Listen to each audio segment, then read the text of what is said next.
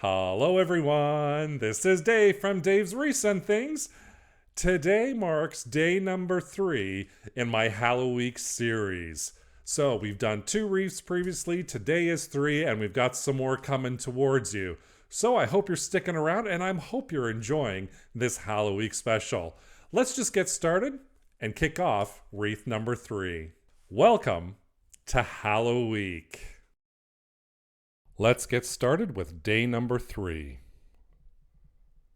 Again, we're using the green wreath form from the Dollar Tree, a couple of signs from there as well, some 2.5-inch wired black ribbon, these black roses, and I'm going to be using my scissors, ruler, and glue gun today.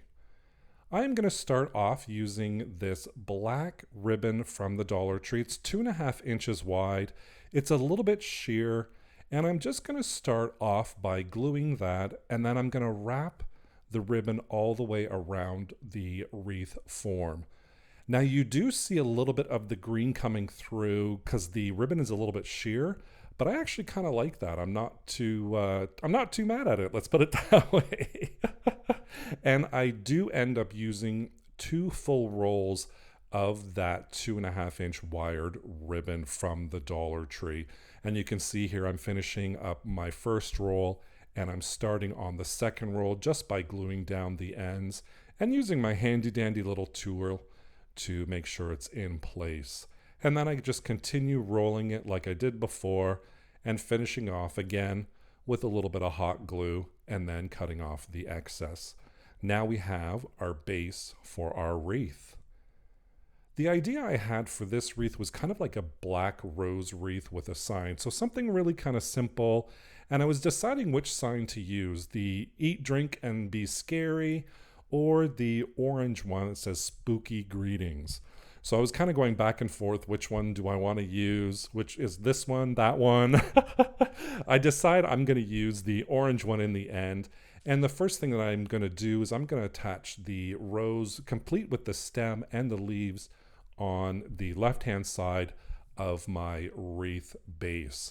And all I'm doing is I'm just going to use some hot glue to glue it down after I kind of fiddle around with the rose placement and bend it into place. So here we go. I'm just going to throw a whole bunch of glue down, hold it into place just for a little bit to make sure that glue dries.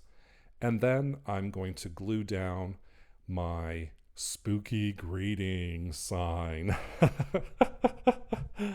And of course, Halloween is black and yellow, and it just goes perfect, I think. And I'm going to attach the large rose right there at the top. I don't want to cover too much of the sign. I still want it, to be legible. I still want people to see the orange and the spooky greetings. And then I'm just going to come in and glue some of those excess leaves down around the wreath.